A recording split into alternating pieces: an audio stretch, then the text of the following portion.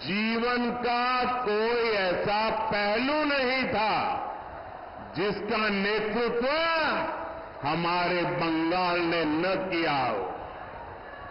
लेकिन पहले लेफ्ट वालों ने और फिर टीएमसी वालों ने, उनके शासन ने बंगाल की इस महानता को चोट पहुंचाई, बंगाल के सम्मान को चूर चूर कर दिया, विकास को रोक लगा दी।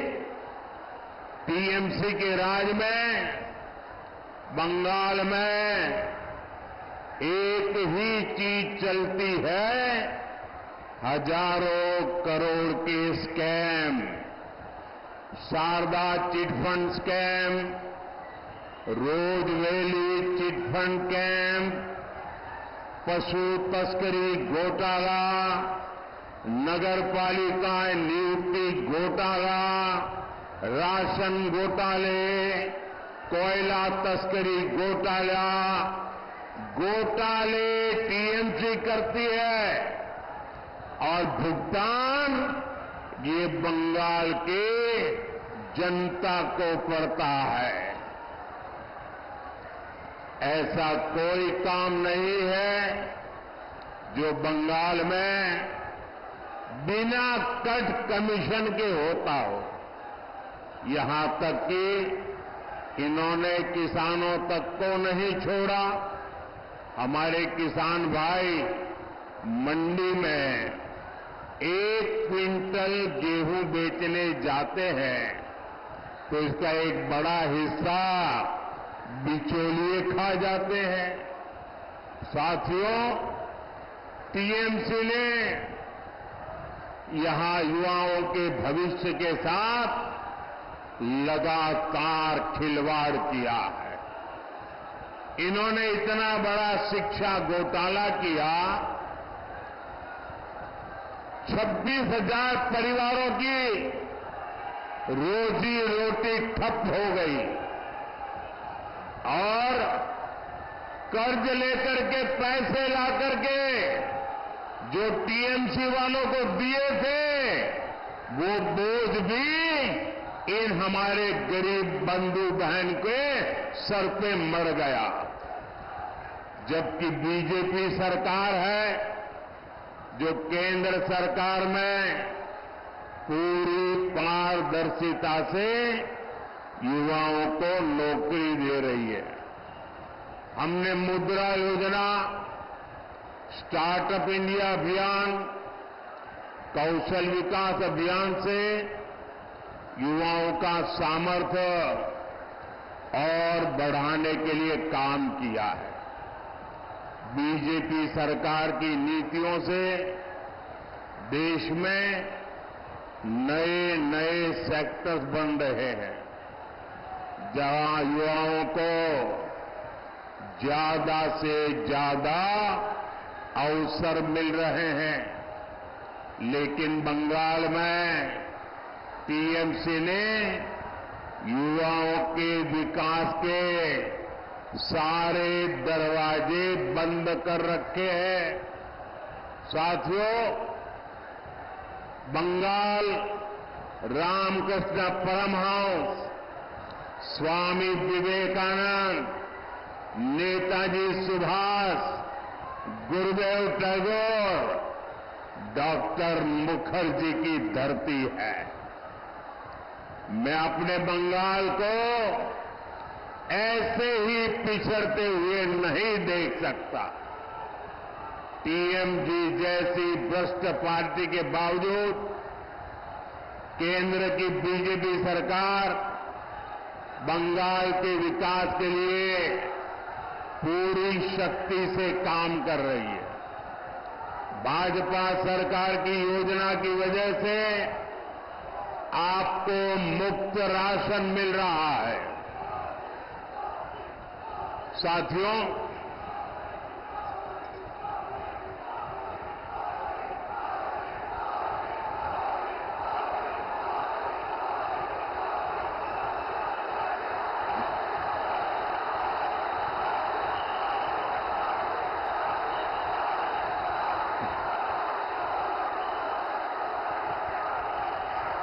साथियों, ये आपका उत्साह, ये आपका प्रेम मेरे सर आंखों पर।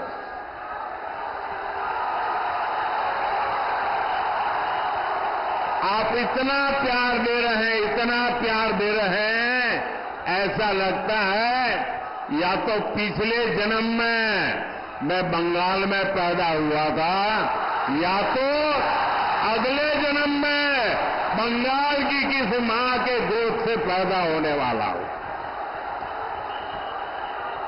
शायद इतना प्यार कभी नसीब नहीं होता भाइयों।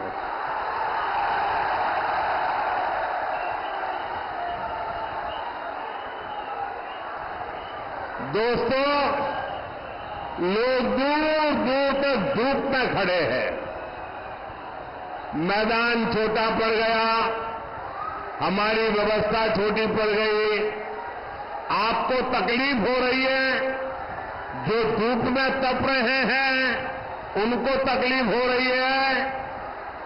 ये जो आपको तकलीफ हो रही है ना, इसके लिए मैं आपकी क्षमा मांगता हूं।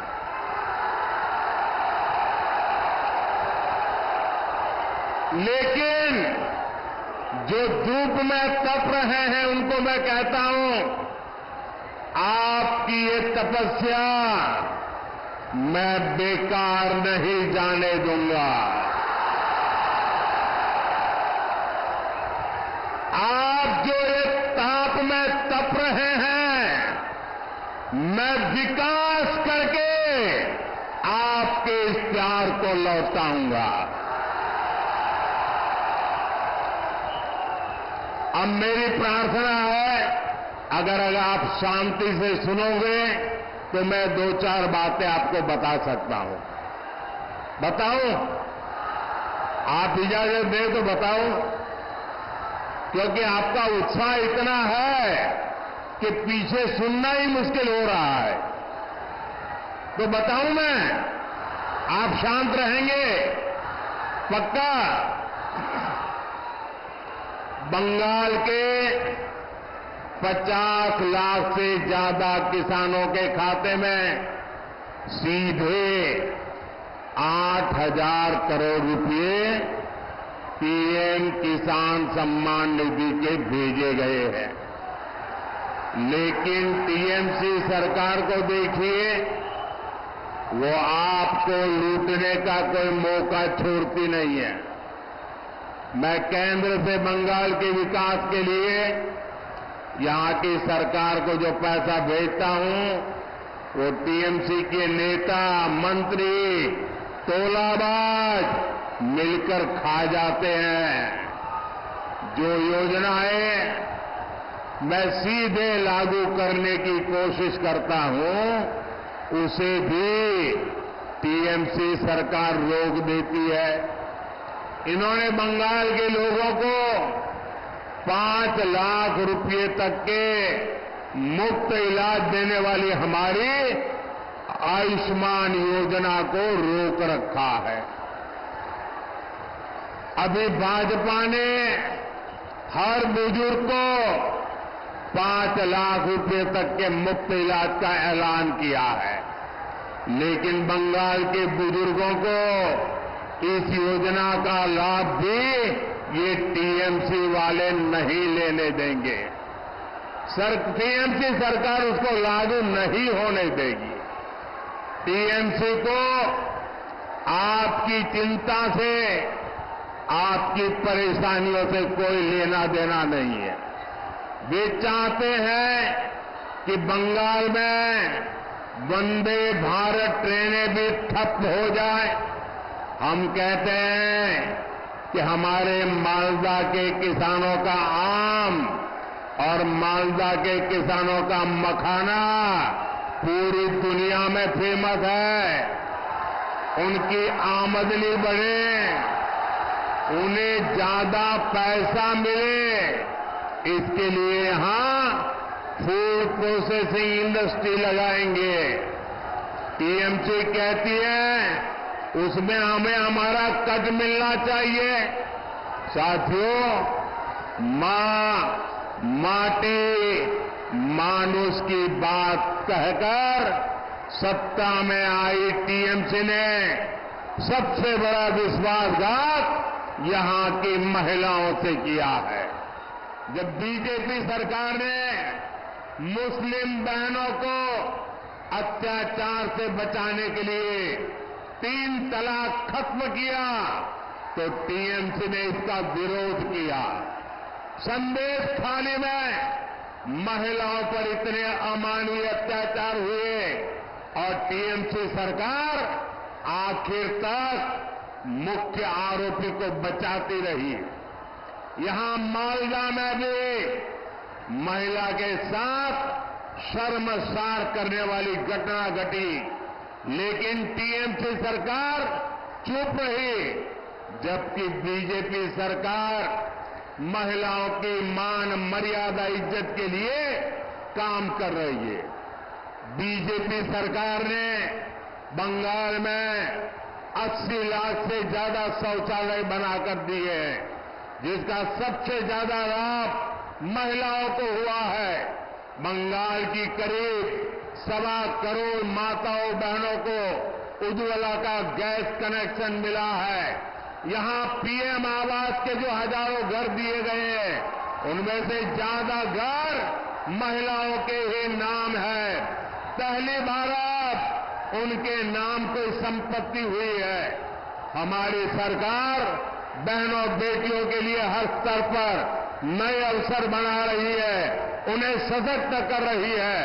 साथियों, टीएमसी और कांग्रेस यहां आपस में झगड़े का दिखावा जरूर करती है, लेकिन सच्चाई ये है कि दोनों के विचार और आचार व्यवहार एक जैसा है। टीएमसी और कांग्रेस के जोड़े रखने का सबसे बड़ा चुंबक है तुष्टीकरण। तुष्टीकरण के लिए ये दोनों पार्टियां कुछ भी कर सकती है। तुष्टीकरण की खातिर ये लोग देश हित के लिए किए गए हर निर्णय को वापस पलटना चाहते हैं। इंडी गठबंधन कहते हैं कि वो कश्मीर में आर्टिकल 370 फिर बहाल करेंगे। टीएमसी और कांग्रेस के नेता कह रहे हैं कि सत्ता में आए तो सीएए कानून को रद्द कर देंगे। आप मुझे बताइए, बंटवारे से पैदा हुए देशों में जहां हिंदू, सिख, ईसाई, बौद्ध धर्म के लोगों पर जुल्म ढाए जाते हैं, जहां उनको धर्मांतरण के लिए मजबूर किया जाता है, जिनके आस्था स्थलों, मंदिरों, गुरुद्वारा, चर्च ध्वस्त कर दिए जाते हैं, जिनकी बहन बेटियों का जबरन शादी करके उनका धर्मांतरण करवा दिया जाता है, आखिर वो कहां जाएंगे? इसमें बहुत बड़ी संख्या में हमारे दलित भाई बहन है। तुष्टीकरण के लिए टीएमसी कांग्रेस इन्हें भी ठुकरा देना चाहती है। सीएए नागरिकता छीनने का नहीं, बल्कि नागरिकता देने का कानून है, लेकिन फिर भी टीएमसी लगातार झूठ बोलकर अफवाह फैला रही है। यही इन लोगों की सोच है। साथियों, मैं आपको इंडी गठबंधन के एक और खतरनाक इरादे के बारे में बताना चाहता हूं।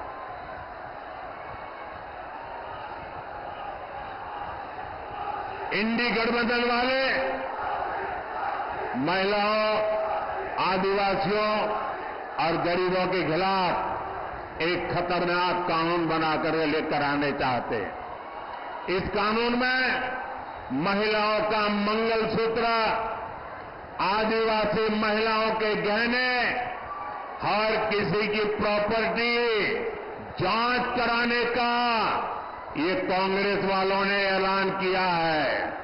इसके लिए कांग्रेस के शहजादे विदेश से आई एक्सरे मशीन लाए हैं। वो पूरे देश में सबका एक्सरे कर देंगे। कांग्रेस का इरादा है कि जिसके पास जितना पैसा, सोना, चांदी होगा, जमीन होगी, सब पर कब्जा कर लिया जाएगा और फिर उसका एक हिस्सा ये लोग अपने वोट बैंक को दे देंगे। ये कांग्रेस ने घोषणा की है, लेकिन मजा देखिए, टीएमसी वाले भी उसके खिलाफ एक शब्द नहीं बोलते हैं। टीएमसी वाले चुपचाप कांग्रेस के इस एजेंडा को मौन रह करके समर्थन कर रहे हैं। आप देखिए टीएमसी और कांग्रेस में तुष्टीकरण का कैसा कंपटीशन चल रहा है। टीएमसी सरकार बंगाल में बांग्लादेशी घुसपैठियों को लाकर बसाने का काम करती है। इन घुसपैठियों को आपकी जमीन खेत पर कब्जा करवाती है और कांग्रेस आपकी संपत्ति ऐसे वोट बैंक में बांटने की बात कर रही है। साथियों, कांग्रेस तो आपके नहीं रहने के बाद आपकी संपत्ति पर भी 55% टैक्स लगाने की योजना बना रही है। यानी आपके जीवन भर की कमाई आपके बाद आपके बेटे बेटियों को नहीं मिलेगी। उसमें से आधे से ज्यादा कांग्रेस सरकार जब्त कर लेगी और संपत्ति जाएगी कहां? कांग्रेस के वोट बैंक के पास। कांग्रेस के फॉर्मूलों को जानने के बाद पूरा देश कह रहा है कांग्रेस की लोग जिंदगी के साथ भी और जिंदगी के बाद भी कांग्रेसेर लूट बेंचे थाकार समयो मोरे जाबार पड़े हो।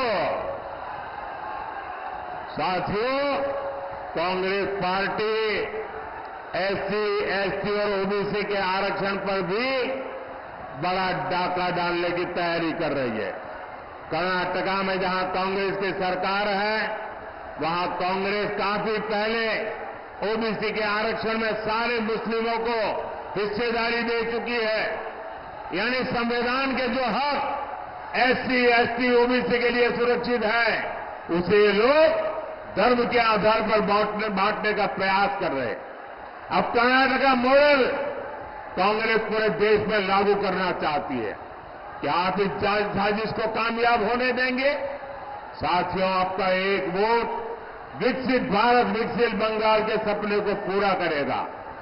मालदा उत्तर से बीजेपी प्रत्याशी और लोकसभा में मेरे बहुत अच्छे साथी श्रीमान खगेन मुर्मू जी और मालदा दक्षिण से श्री रूपा मित्रा चौधरी जी, जिसको आप निर्भया दीदी के नाम से जानते हैं। ये हमारी निर्भया दीदी और हमारे मुर्मू जी 7 मई को इनको आपका एक एक वोट जो देंगे ना, ये आपका वोट सीधा सीधा मोदी के खाते में जाएगा।